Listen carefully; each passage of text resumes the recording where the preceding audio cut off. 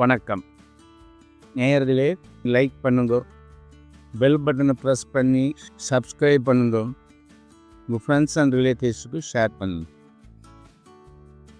சென்ற வாரம் private limited company என்றால் என்ன என கூறினேன். இந்த வாரம் பப்ளிக் லிமிடெட் கம்பெனி என்றால் என்ன என்பதை பார்ப்போம். லிமிட்டட் என்றாலே உங்களது லைபிலிட்டி லிமிட்டட், அதாவது உங்கள் சொந்த சொத்துக்கள் பாதுகாக்கப்படுகிறது.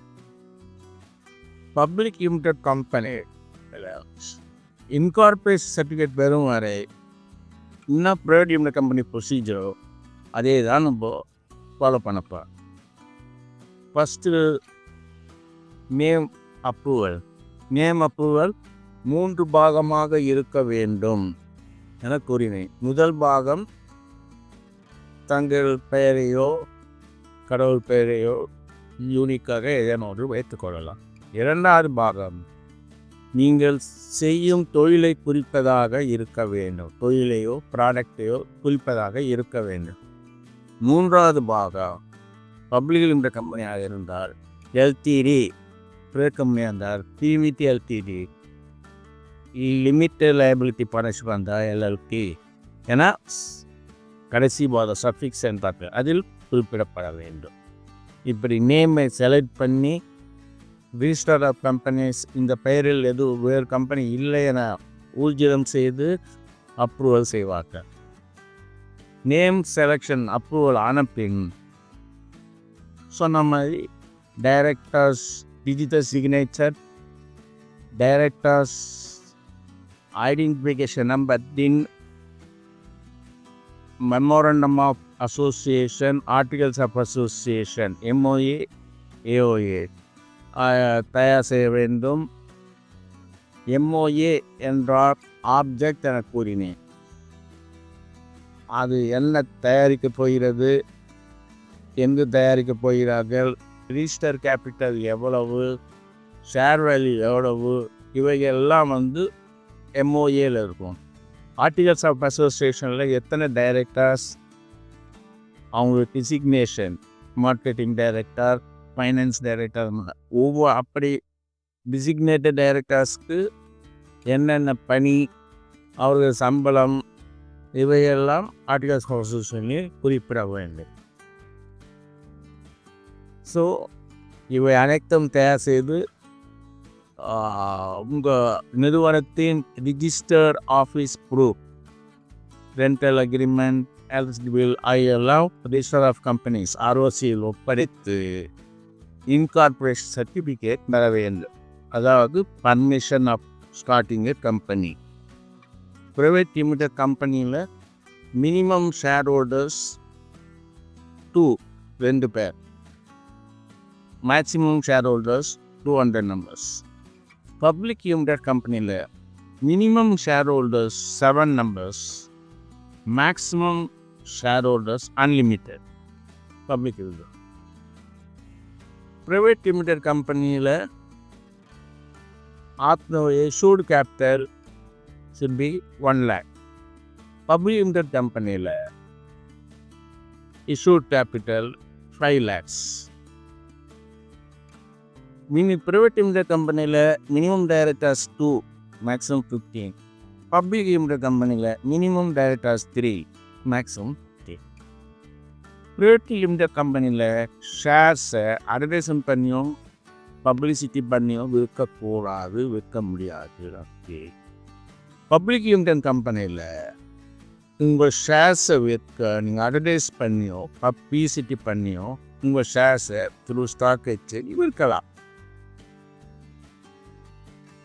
இந்த இன்கார்பரேஷன் சர்டிஃபிகேட் வந்ததும் உங்கள் கம்பெனியை ஸ்டாக் மார்க்கெட்டில், ஸ்டாக் எக்ஸ்சேஞ்சில் லிஸ்ட்டு செய்து உங்கள் ஷேர்ஸை விற்க வேண்டும்.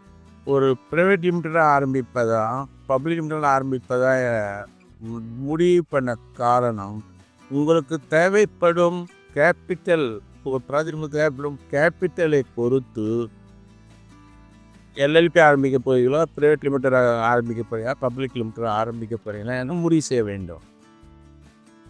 சிறு கேபிட்டல் போதுவென ப்ரைவேட் லிமிடெட் கம்பெனியை ஆரம்பித்து நடத்தலாம். ஹியூஜ் கேபிட்டல் தேவைப்படும் நிறுவனத்துக்கு பப்ளிக் லிமிடெட் கம்பெனி ஆரம்பிப்பது தான் நல்லது. ஃபார் எக்ஸாம்பிள், ஒரு ஸ்டீல் இண்டஸ்ட்ரியோ காப்பர் இண்டஸ்ட்ரியோ ஒரு 100 crores 200 crores தேவைப்படும் கம்பெனியை நிறுவனத்துக்கு பப்ளிக் லிமிடெட் கம்பெனி ஆரம்பித்து பப்ளிக் ஷேர்ஸ் பெற்று தொழில் நடத்தலாம்.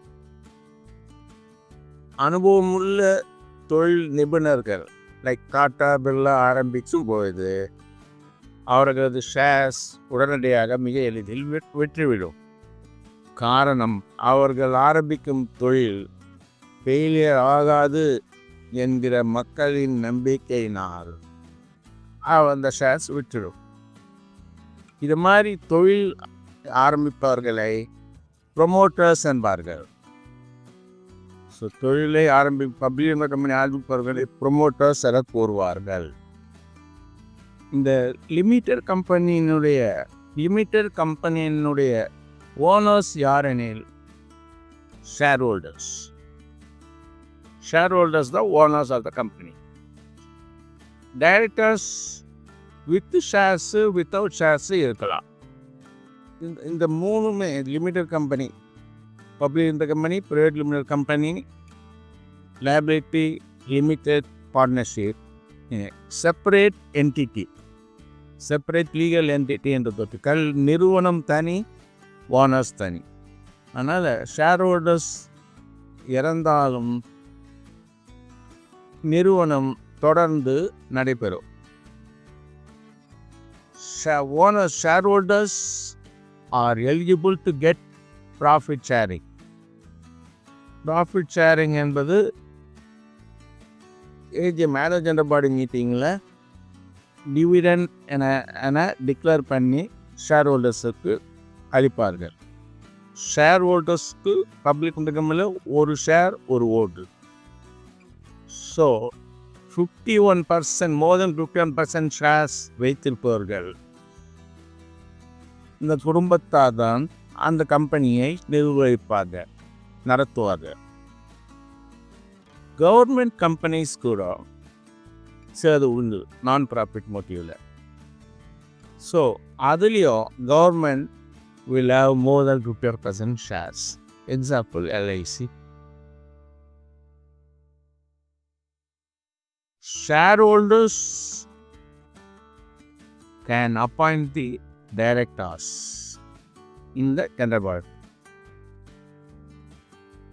இதில் லைபிலிட்டி லிமிட்டட் என்பதனால் உங்களுடைய தனிப்பட்ட சொத்துக்கள் பாதுகாக்கப்படுகிறது. மேலும் பணிபுரிபவர்கள் அவங்களும் இதில் ஒரு இன்வெஸ்ட்மெண்ட்டாக ஷேர்ஸ் பர்ச்சேஸ் பண்ணி பப்ளிக் லிமிடெட் கம்பெனியில் பார்ட்டிசிபேட் பண்ணி அதில் ப்ராஃபிட் ஷேரிங், அதாவது டிவிடெண்ட் பெற்று பயன்படுத்துகிறாங்க. பப்ளிக் லிமிடெட் கம்பெனி பார்த்தாச்சு. லைபிலிட்டி லிமிட்டடில் அடுத்த வாரம் கோஆபரேட்டிவ் சொசைட்டிஸ் என்றால் என்ன, ட்ரஸ்ட் என்றால் என்ன என கூறுகிறேன். நன்றி, வணக்கம்.